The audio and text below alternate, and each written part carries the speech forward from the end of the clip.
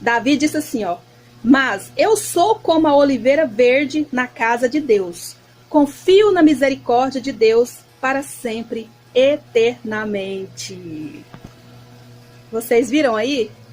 O que Davi estava querendo dizer? Ele estava sendo influenciado pela oliveira. Ele certamente via, né, a oliveira, ele via, né, as propriedades da oliveira, a riqueza que a oliveira proporciona de benefícios, né, de benefícios para nós.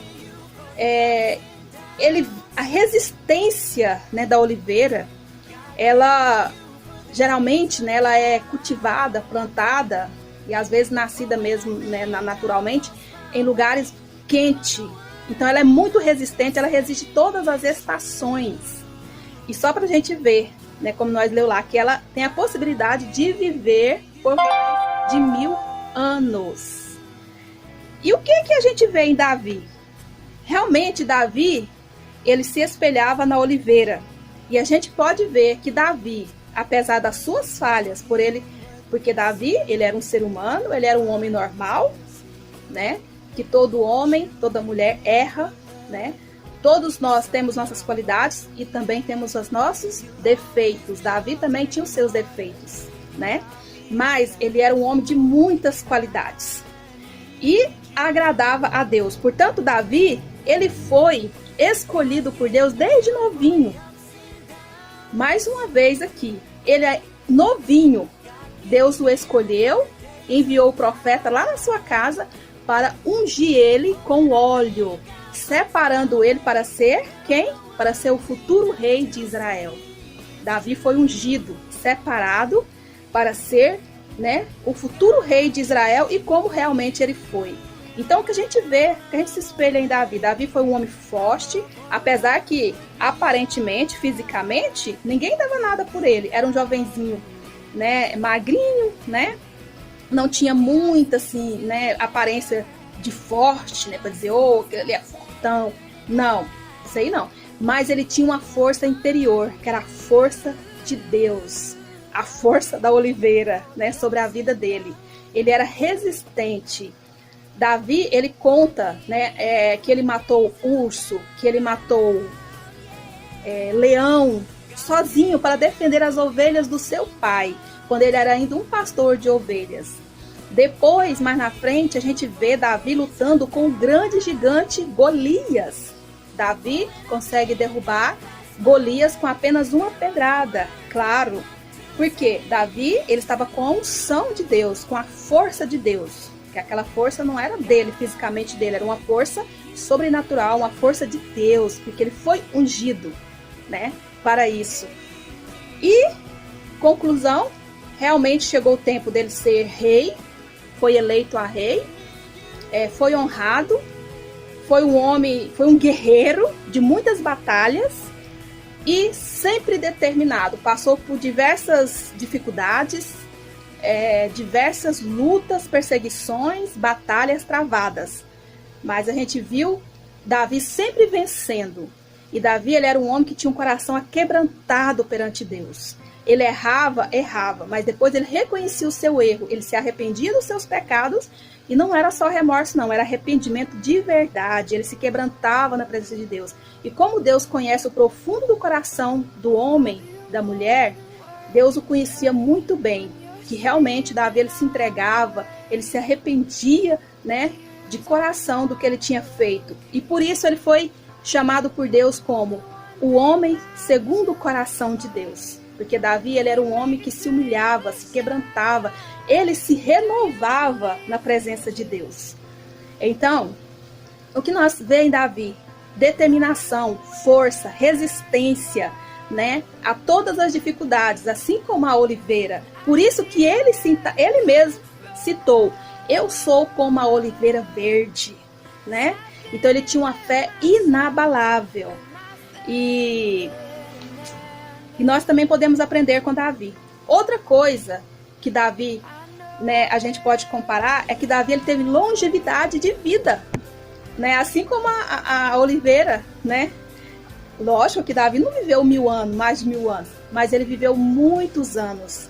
Davi, ele não morreu pela espada, porque ele foi guerreiro, teve várias batalhas.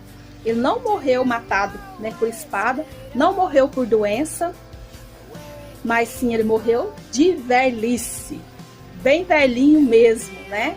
Teve longevidade de vida, então tem tudo a ver. Então o que nós aprendemos com Davi? Ter essa fé inabalável, acreditar em nós mesmos, acima de tudo acreditar em Deus e acreditar em nós mesmos que nós somos capazes, que por mais que sejam os desafios da vida, nós temos que ser resistentes, temos que ter a raiz profunda, assim como a oliveira, ser firmes, né? E acreditar nos nossos sonhos, nas nossas perspectivas de vida. Aqui também, eu vou, né, finalizar aqui esse vídeo falando de uma promessa de Deus para nós, para os homens, né? Quando Deus ele fala homens na Bíblia, ele está falando em forma geral. Está falando com mulheres, está falando com criança, com jovens, com idosos, está falando com todo o público geral, né? Então, no Salmo 128, Deus ele faz uma promessa. No Salmo 128, mas eu vou recitar apenas o 3, né? O Salmo 128, o versículo 3. O Senhor, né, Deus, ele fala que o homem que teme a ele, o homem que é reto perante ele, esse homem será abençoado. A sua esposa, a sua mulher será como a videira frutífera e os seus filhos serão como o ramo de oliveiras em volta da sua mesa. E o que eu acho interessante, interessante nesse versículo, eu escrevi aqui, eu vou ler aqui, ó. A tua mulher será como a videira frutífera aos, o que eu acho interessante, fala no plural, aos lados da tua casa. Não é só no lado da casa, não. É em volta de toda a casa, é nos 4 cantos da casa, né? E os teus filhos serão como plantas de oliveira, né? A roda da tua mesa. Serão o quê? Frutíferos, serão prósperos, serão cheios de virtude, de vigor, de bênçãos. Essa é a promessa que Deus deixa para o homem, né? Para a família que teme a Ele, que coloca Ele acima de tudo. Eis que assim será abençoado o homem que teme ao Senhor. O Senhor te abençoará desde Sião, e tu verás o bem de Jerusalém em todos os dias da tua vida, e verás os filhos de teus filhos, e a paz sobre Israel. Olha aí, né? O Senhor prometendo essas bênçãos. O Senhor prometendo longevidade para o homem, né? Para a família que teme a Ele.